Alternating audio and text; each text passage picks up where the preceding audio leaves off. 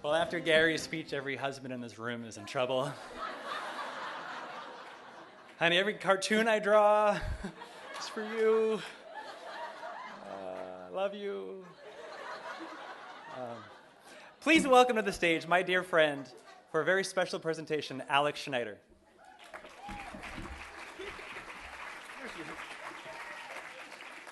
Hi. Last year, when I was in 6th grade, my English teacher, Miss Berggren, had us read a book called The Outsiders. This book changed my life as a reader. I enjoy reading and always have. I love getting really lost in a fantasy of a great story and imagining myself in the leading role. For example, I believe I'm perfect for the role of Triss in Divergent, the movie. But this was different. The Outsiders was the first book I read that seemed to be about me and not the fantasy version of me. Let's face it, I'm not a boy or a greaser, and I don't mess around with gangs or guns. Still, it seems so real to me. The author cut to the very core of everything that mattered and matters most to me, my family, and the importance of being and staying true to myself. She seemed to understand how complicated growing up can be. It's not so easy to stay true to yourself as you're growing up, but staying gold is the most important thing. Stay gold, everyone, and while you do, please help me welcome one of my favorite authors of all time, Essie Hinton.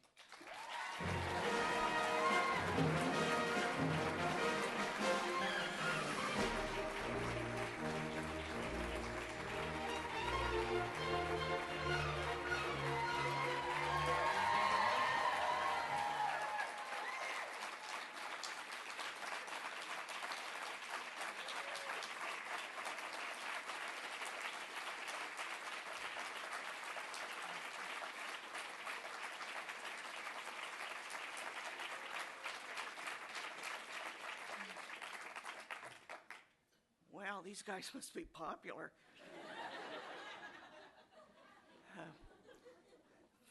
Thank you very much.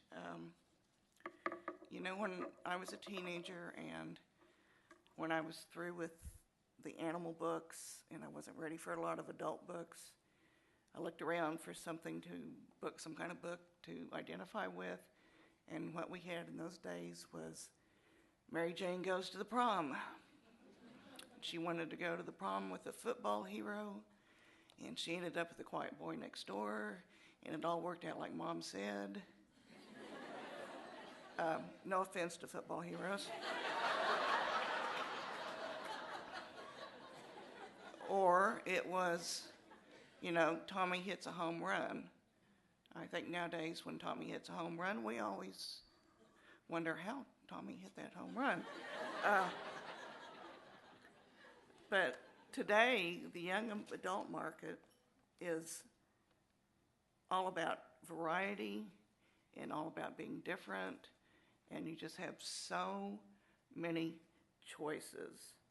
And sometimes you can face the harsh reality of high school, like when you read Perfect and you follow the stories with Kara dealing with her sexuality, Kendra dealing with her warped body image and an eating disorder, and Sean abusing steroids and stalking Kara.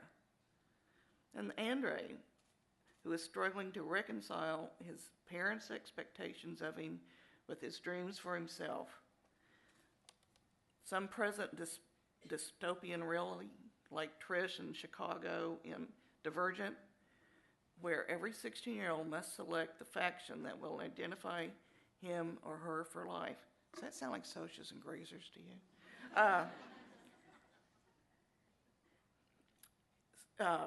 Some books, like Clockwork Prince, offer urban fantasy in places like London's Downworld, where Tessa discovers her unique ability to shape change and is forced to forge shadowy alliances in order to save her brother and the world.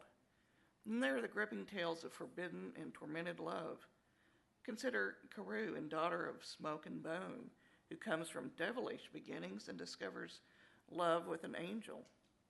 Luce, who travels through her past lives to find the secret that will enable the cursed love of her life to last in passion.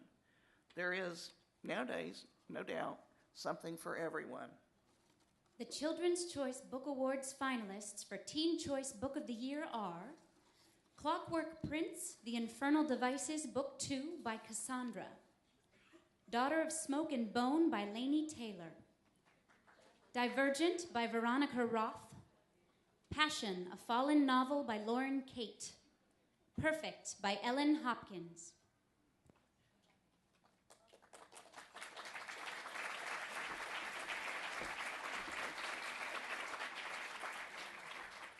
And the award is Clockwork Prince.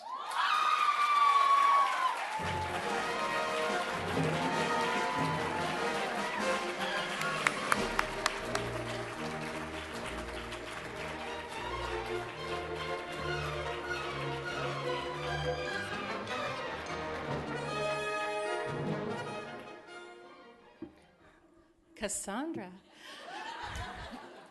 When you have only one name, like Madonna, you've really made it. So, I'm Jewish, and I grew up believing what my mother told me, which is that you really want something to happen, it won't. And I really wanted to win this. But I didn't prepare a speech, because I assumed it wouldn't happen. So I'm just going to make with the thank yous. Thank you so much to my wonderful coruscating editor, Karen Wojtyła, who makes these books so much better than they would be otherwise, and to Emily Faber, and to everyone at the team at Simon & Schuster, Justin Chanda, and John Anderson, at Publicity and Marketing, Chrissy and Elka, and Nicole, my publicist. And thank you to Russell Gordon, who makes beautiful covers for my books, and I think perhaps if that handsome gentleman was not on the cover, I might not have won. So I do need to thank him. And also thank you to my agent, Russ Galen, and to my husband, Josh, who always does the laundry while I'm working and never complains.